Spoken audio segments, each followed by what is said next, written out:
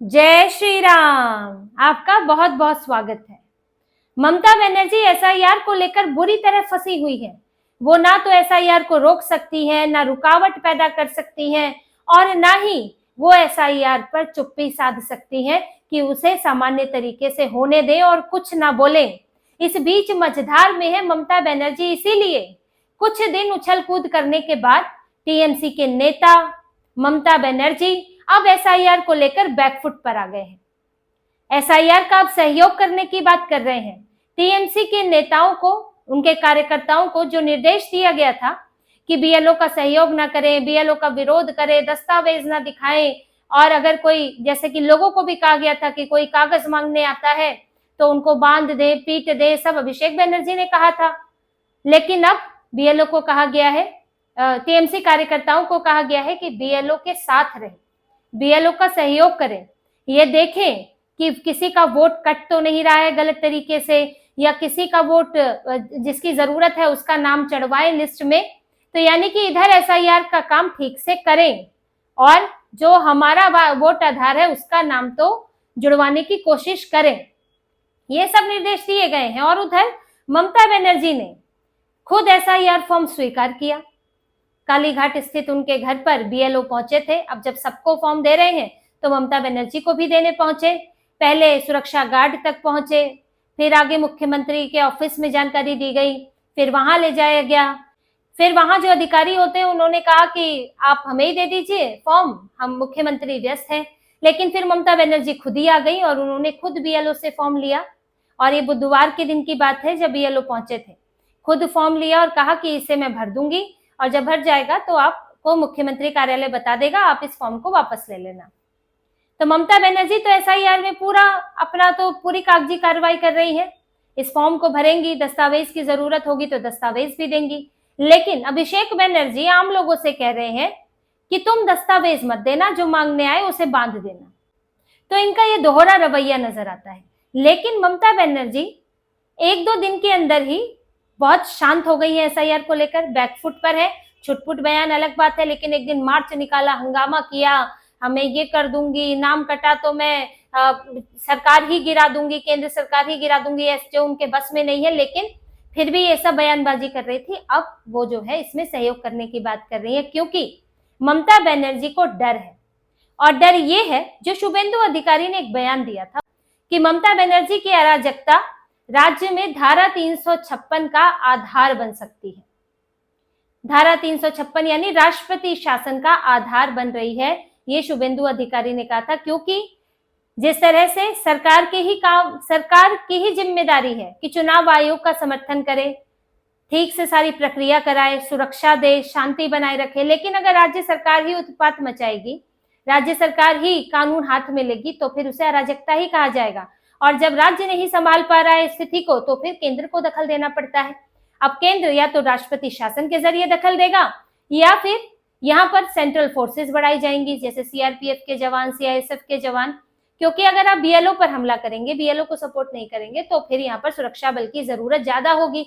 और जैसे ही केंद्र की शक्ति बढ़ेगी, केंद्र का यहाँ पर दखल बढ़ेगा, तो ममता बनर्जी के लिए जो स्कोप है इनके पास घुसपैठियों को एसआईआर में नाम डलवाने की कोशिश करना, उन्हें रोकने की कोशिश करना, तो वो भी इनके लिए स्कोप बंद हो जाएगा। इसलिए ममता बनर्जी बीच बीच में चल रही है कि विरोध भी करूं थोड़ा, जिससे कि ये मुद्दा भी मेरा बना रहे।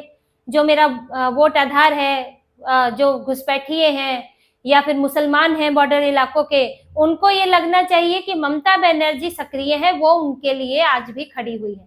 इसीलिए वो एसआईआर को एनआरसी से जोड़ती है, क्योंकि एसआईआर से इतना डर नहीं है, एनआरसी को लेकर ज्यादा हुआ खड़ा किया गया है। तो बता रही है कि आज तो एसआईआर हो रहा है, कल को एनआरसी हो जाएगा, लेकिन मैं ही आपकी रक्षा करूंगी, मैं ही आपको भारत का नागरिक बनाऊंगी।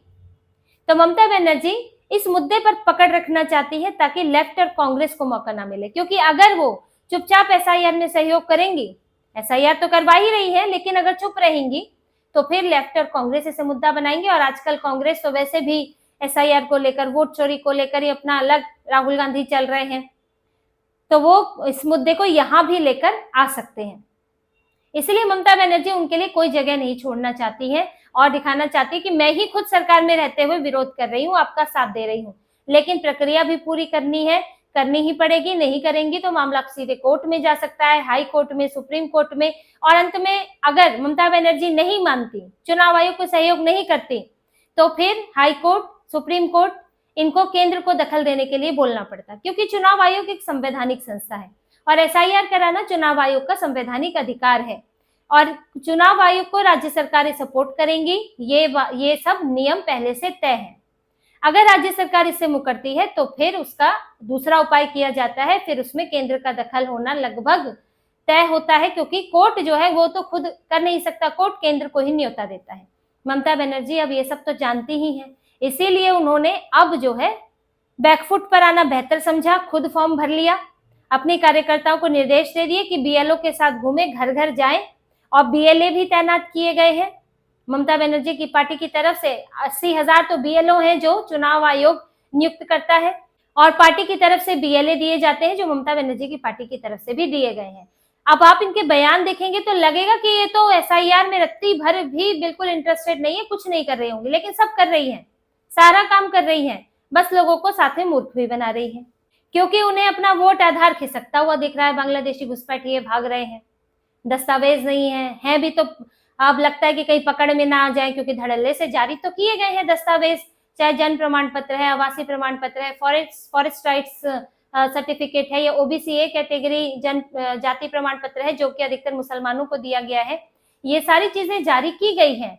अब लेकिन चुनाव आयोग को भी ये सूचना दी गई है बीजेपी की तरफ से भी और जो निर्वाचन अधिकारी है उनकी तरफ से भी कि लंबे समय से ये जो कागज है वो इस साल में ही बनाए गए हैं, तेजी से बनाए गए हैं, और खास तौर से तब बनाए गए हैं जबकि बिहार में एसआईआर की प्रक्रिया शुरू हो गई थी, दस्तावेज सामने आए थे।